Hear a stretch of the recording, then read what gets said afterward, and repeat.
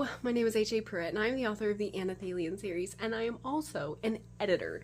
And this video and this video series is going to be about editing your book. I'm going to explain how to edit a book, all the stages, all the steps. Not all steps are going to be absolutely necessary to edit a book, but all of the steps will be helpful in making your book the best it can be, whether you're traditional publishing or self-publishing. A lot of them will apply to both before you even get your book to the point of sending it to query or sending it to an editor. This will help you self-edit your book to make it the best it can be. If you want to know about my editing services or the 4 types of editing, I have that in a video, and I'll put that video down in the description you can watch. If you're interested in hiring me as an editor, or you just want to know like the basics of the 4 types of editing, then you can watch that video linked in the description. And if you have any questions or if you have suggestions of editing topics, please leave them in the comments. So I'm going to go ahead and get to the video for this week.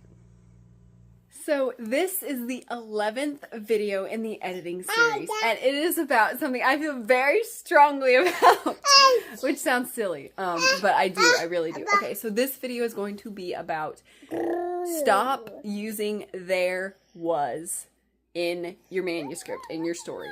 I don't have notes, so hopefully I can stay on track, but there are so many reasons why you should not use there was, there is, there are in your story. And for that very simple reason that that sentence that I just said is very vague.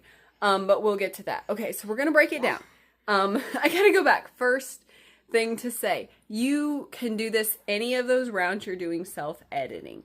If you notice there is, there was, there were in your manuscript, change it, take it out, whatever you need to. We'll get there. Of what you need to do. So, first, what is wrong with this thing that I'm telling you to stop using it? Take it out of your manuscript. So first, there. The word there is supposed to be sort of like a pronoun taking the place of a place. So for example, if you say, I went to the store. There I bought. I keep thinking, like, I go with my family. We went to the store. There we bought broccoli. There, in those sentences, refers back to store. At the store, we bought broccoli. If you can replace the word there with the name of a location, then it's okay to use. That is how to properly use the word there. When you're talking, or like, if you say over there, or at that place, there, we need to go there. That is the proper way to use there. If you were using there for any other reason, to mean some vague noun, some vague subject, it's probably not okay to be using it like that. That's not the proper way. There has been adapted to be used as, I don't really know what to say, and so I'm just going to put there in the sentence, like, there is a problem, or there was nothing she could do, or there is something. There, used like that, it's so vague that it doesn't mean much of anything, really. It just means in existence. A problem is in existence. Nothing she could do existed. Nothing existed that she could do. If you can replace the word there with existed, and that's kind of what you're meaning, then that's not the way to use it. It's too vague. And either replace it with existed or do something different, which I'll talk about in a second. But there, that's the reason why you shouldn't use there like that, because it is so vague that it's not going to give your readers an idea of what you mean. We're going to go back to the example of there was a problem very often in this video. There was a problem. Where was the problem? There is an indicator of location, so where? But when you use it like that, you just mean, well, we have a problem. Why can't you say we have a problem? Why can't you say she noticed the dashboard wasn't working correctly? That's so much more clear to your reader than saying there was a problem. Your reader has no context with that, no idea what's going on. And obviously if they're reading and there's other sentences around, that's going to give them context. And so why even include that sentence? Is it for the drama effect? Because if it's for the drama effect, then you're going to fail in your drama effect because there was a problem, has so little context, so little connection to make with somebody that it's not going to make the drama effect. The sentences around it are going to make the drama effect. And you're going to have to explain yourself anyway of what you mean there was a problem. So either take the whole thing out because you're explaining it otherwise, because that's so vague, nobody knows what it means all by itself, and so you have to explain it otherwise. So you can take it out. Just take it out, that whole sentence, there was a problem. Or you can replace it with something more specific. Like I went with the example. She noticed the dashboard wasn't working correctly. That is so specific. I'm like thinking, and before there was a problem, it could be anything. It could be in any story, anything. But she noticed the dashboard wasn't working correctly. A girl is in some kind of vehicle and it's gonna like have a problem. We're gonna have a wreck. Something's going on. There's so much more context, so much more drama because you know what's going on, because you have a sense of something isn't correct. But you've said it. She noticed. That's a specific subject. She. Notice is a specific active verb. And so you're going to create that image in your reader's mind of like, she's noticing this on her dashboard in front of her, and you have a whole image painted in that one little sentence instead of using, there was a problem. And you don't really have anything to go on except, what? And that's all you have when you use that there was kind of thing. There was a problem. There was nothing she could do. You just have an initial like, oh, and then nothing after that. So that's why you shouldn't use there. It's just too vague. Okay, now moving on to the next part. There was. Why should you not use was? Okay, so was is not specifically the problem. Let me start by saying was can be connected to another verb. Like was sitting or was running or was happening. And when it's connected to another verb, and that can be is or were happening, that doesn't make sense. They were laying down, they were jumping, they were running, he is jumping, he is running. When a passive verb, okay, was, I said I didn't have my notes, I'm like, blah, blah, blah. Was is a passive verb. Any passive verb, not any passive verb, be, am, is, are, was, were. Most passive verbs can be connected to another verb to become a continuous active verb, like is running, or was running, or they were running. When it's connected to an active verb, a verb that shows action, then it is not a passive verb on its own. It's connected to that action verb, and it is part of it, and it is showing a continuous action. So don't just go through your manuscript and say, okay, HAPruitt said no was's. I'm going to do search and find for was and just cut it out. Don't do that, because you're going to cut out some essential verbs that are helping the main verb become something specific and unique. So don't do that, because if you cut them out, you change the meaning of some of your sentences. So first of all, don't hear me say just cut them all out, because you need some of them.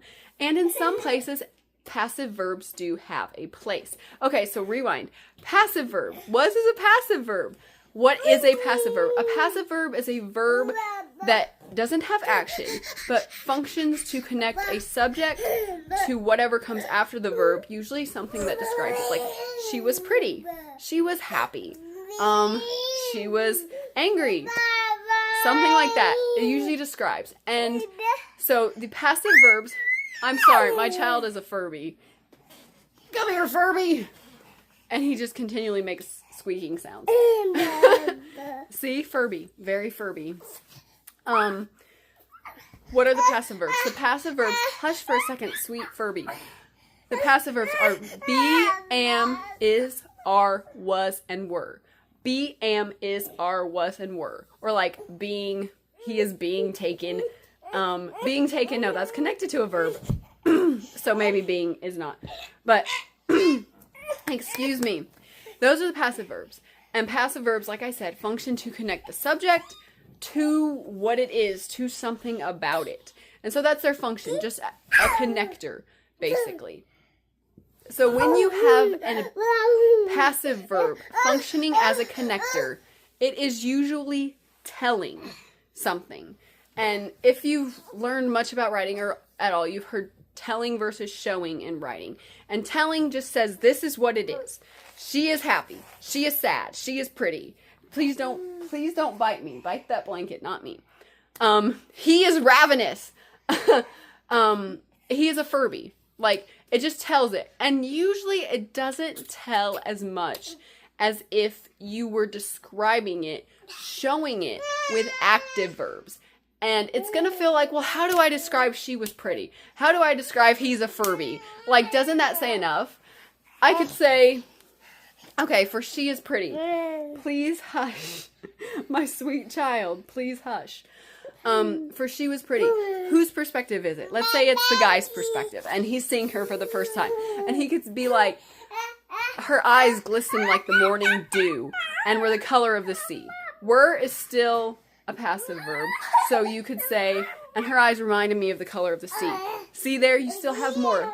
Her eyes were the color of the sea versus reminded me of the color of the sea. He makes that personal connection in the story. They reminded me of something I know, something I'm familiar with, rather than they just were. So see how different it is just to change a passive verb into an active verb. You create so much more connection with your readers, so much more depth in your writing. Just that small change. And sometimes you can do something as easy and just replace it. That sentence, it was easy. Instead of was, what can I say? It reminded him of instead of it was, like the color of the sea. But other times you have to work a little bit more. Like saying, he is a Furby. I may need to explain that to some people instead of just telling that, because you may not know what a Furby is. You may have been born later than Furbies. Okay, I'm sorry. I could say, he talks incessantly in chattering little sounds that don't make any sense. That's what a Furby is. So instead of saying he is a Furby, you could say he, like a Furby, he talks incessantly in chattering little sounds that nobody can understand but me. And that explains so much more than just telling he is a Furby. Thank you for your example, child. So it's almost always, not always, but almost always best to either replace your passive verb with an active verb, or to, please don't touch, sweetie. Come here. Or to change the sentence so that you use an active verb, and you will discover so much more potential in that sentence. So that's why you should avoid using passive verbs or look for a better alternative to a passive verb. Sometimes you just need a passive verb. Sometimes we're in the middle of the action. We don't need to be describing she's pretty. We just need to know, or like in a battle, and the enemy walks up and he's bad.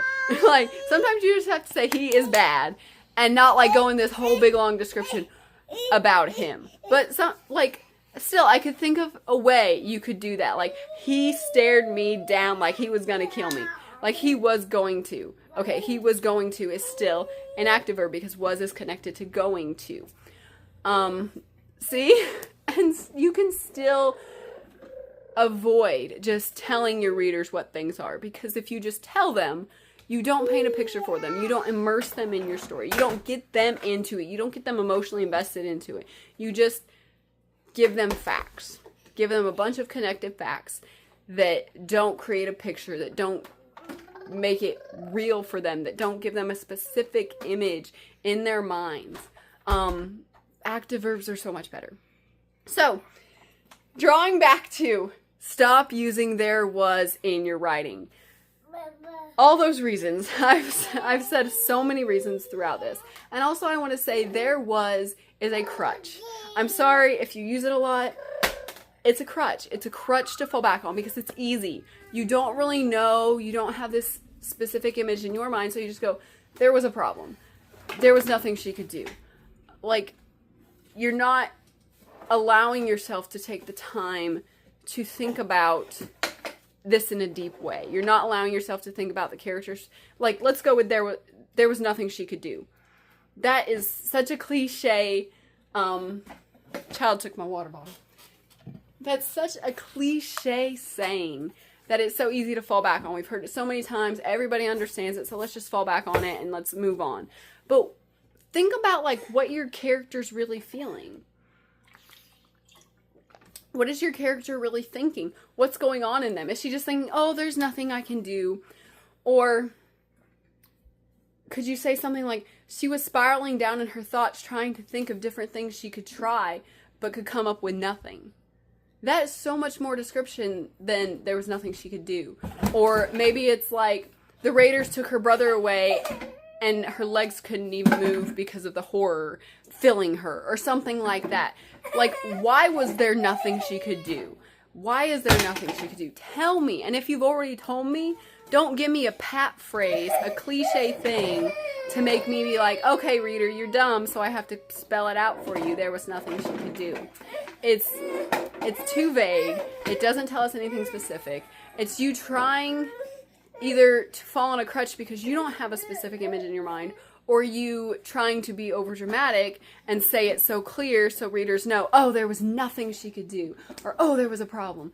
It's just not good writing. It's a crutch that you're not allowing. It's a crutch that replaces you trying harder to make good writing happen. And so don't do it. Don't do it. Don't fall back on the crutch of there was, there is, there are. The passive verbs again, be, am, is, are, was, and were. Just don't do it. It is vague. It is not good writing. So if you have any other questions, please ask in the comments. Like I said, I don't have my notes, and so I was a little bit all over the place. But I hope I got across everything of how important it is to get that out of your writing and get that out of your mindset when you are writing, not just when editing.